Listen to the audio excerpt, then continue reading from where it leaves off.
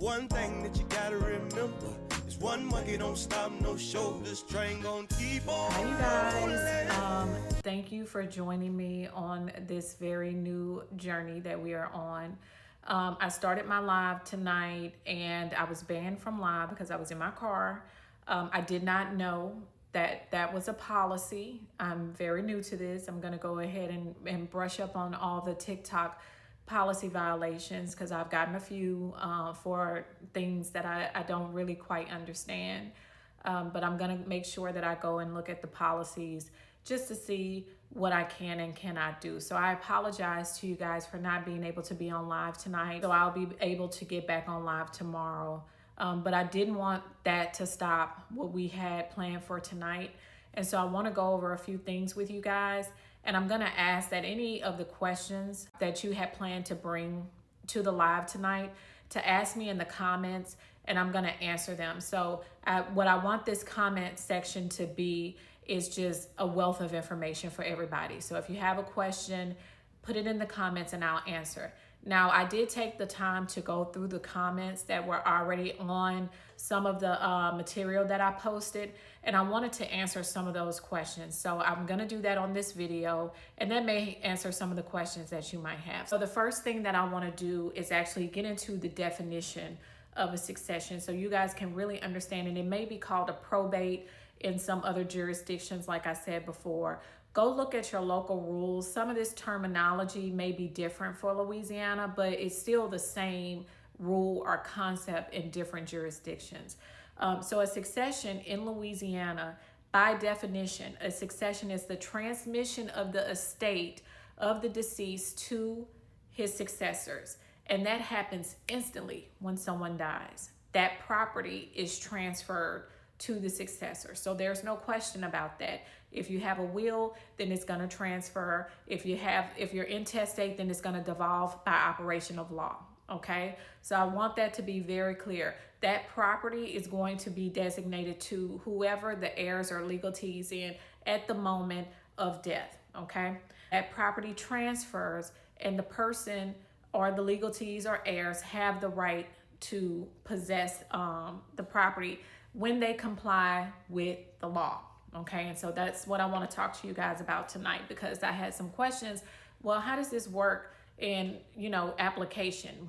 If you have a will, then what do you need to do in order to have that will probated? And so we do call it probate in Louisiana, and so you would have to file a petition for probate, and it really depends on whether or not you're going to have people that are going to oppose it or if everybody's on one accord, right?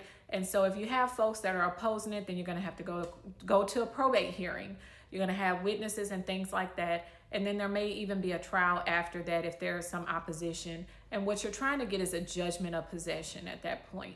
That's going to allow you to actually take the property into your name. And so you would take that judgment and, give it to the title company or the bank or whatever have you, depending on what type of property or right it is. And you will be able to, at that point, rightfully own the property. Okay. Same thing if you die intestate. So if you die intestate and you don't have a will, then what you're going to file is a petition of possession.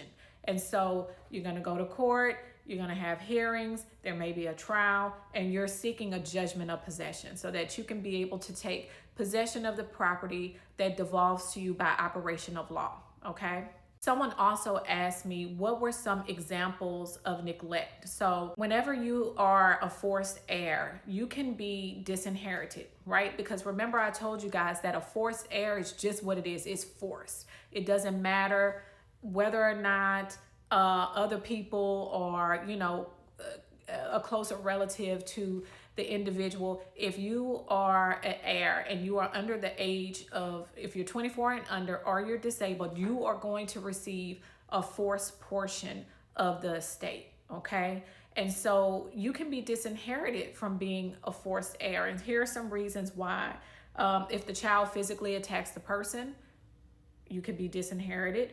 If the child falsely accuses the parent of a serious crime, the child attempts to kill the parent, if the child is married without the parent's consent while underage, if the child has not communicated with the parent in over 2 years without just cause, and if the child uses violence or cruel and unusual treatment to the parent would be a reason for you to be disowned as a forced heir. Now, how do you become disowned, right? Or what happens when you're not a forced heir? How does that work? And so that's going to be called a declaration of unworthiness.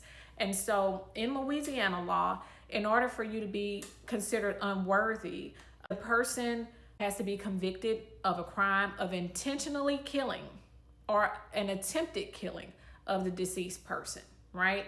Or judicially determined to have participated in the intentional or unjustified killing of the deceased person or the attempted killing. Okay, so that is another reason why you can be declared unworthy whenever you are not a forced heir. If you have a legal testament, that would be ways that you can accomplish that is by filing this declaration of unworthiness. And anyone who is an heir or has an interest in the property can file that declaration against another heir or legatee. Okay, the last thing I wanted to address is trust. I had a lot of questions about a trust and setting up a trust, what a living trust is. So if you want to set up a trust, that would be set up in the actual will, okay? And it's called a testamentary trust. And so that is a trust that all the property would go into and is distributed according to whatever you write in the will, okay? So I wanted to just kind of touch on that and the different types of trusts that you can have. Obviously, you know, as I said before, you can have a testamentary trust, you can have an irrevocable trust, you can have a revocable trust. And I'm telling you guys these terms because I want to keep it super high level, but if it's something that you're interested in, these are things that you can go and Google and find out the definitions for these things and if this type of trust is right for your situation.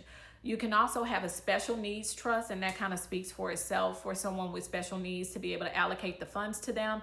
And then lastly, you can have a spendthrift trust, which limits how a beneficiary can access the funds. And usually that's for a minor or someone who you only want them to be able to spend money on education, you know, food, clothing, things like that. Like they can't just have free will of what they spend the money on. And that has to go through the trustee and it has to be approved. I hope that this clears up some of the questions that you guys had. I apologize that we couldn't meet on live tonight, but go ahead and put your questions in the comments and I will be answering them as soon as you post them.